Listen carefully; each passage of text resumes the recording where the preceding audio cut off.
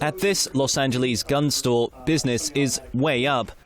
Americans are arming themselves, analysts say, in response to mass shootings and calls for stricter gun laws. The shop's manager says increased sales of firearms are being fueled by shootings both at home and abroad. Business has been booming. Business increased sharply after the Paris terrorist attacks. Thanksgiving, Black Friday sales were the largest we've ever had. People are much more interested in obtaining firearms now than they were even this time last year.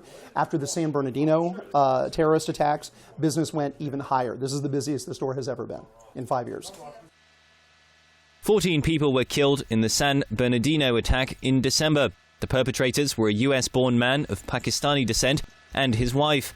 They were later killed in a police shootout. The event prompted US President Barack Obama to issue fresh calls for more firearms controls.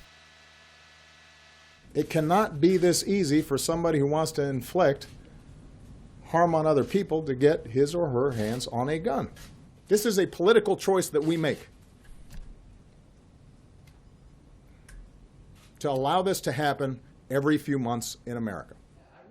In spite of repeated attempts by the White House, tougher gun legislation has yet to materialize. The introduction of measures like universal background checks is constantly being blocked in Congress.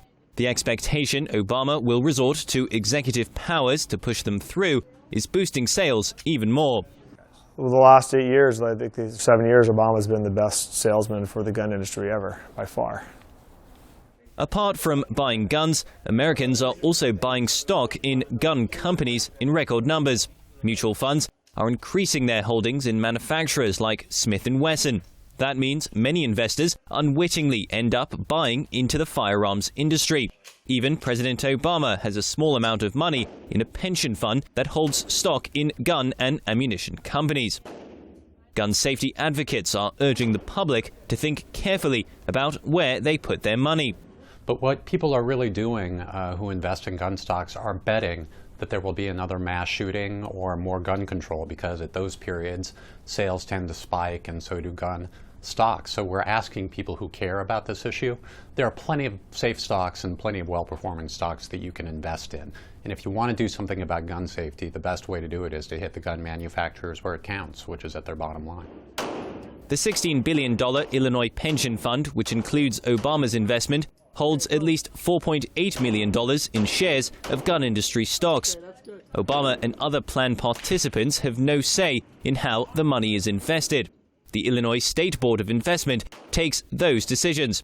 It says it has no policy on investing in firearm and ammo companies.